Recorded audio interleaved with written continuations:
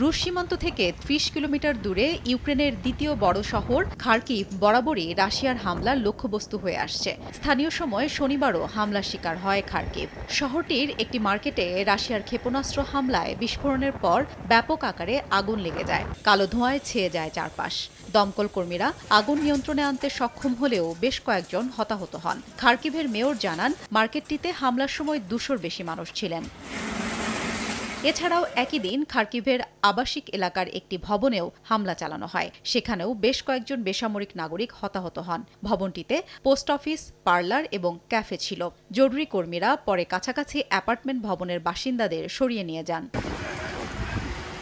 ইউক্রেনের president Volodymyr Zelensky এ হামলার পর একে রাশিয়ার পাগলামির বহিঃপ্রকাশ বলে উল্লেখ করেন। নগদে ৫০০ টাকা বা তার বেশি পেমেন্টে পেতে পারেন ঢাকায় জমিসহ ২০ কোটি টাকার পুরস্কার। খার্কিভে নতুন এ হামলায় পশ্চিমা নেতাদের প্রতি আরও আকাশ প্রতিরক্ষা ব্যবস্থা দিয়ে সহায়তার আহ্বান জানান তিনি। পাল্টা জবাবে রাশিয়ার বেলগোরোদে হামলা চালায় ইউক্রেন। বেলগোরোদ অঞ্চলের গভর্নর জানান, দুটি এলাকায় আলাদা হামলায় বেশ কয়েকজন হতাহত হন। রাশিয়া প্রায়ই বেলগোরোদ অঞ্চল থেকে ইউক্রেনের ওপর বিমান হামলা চালিয়ে থাকে। হাফসাতুন্নেসা, সময় সংবাদ।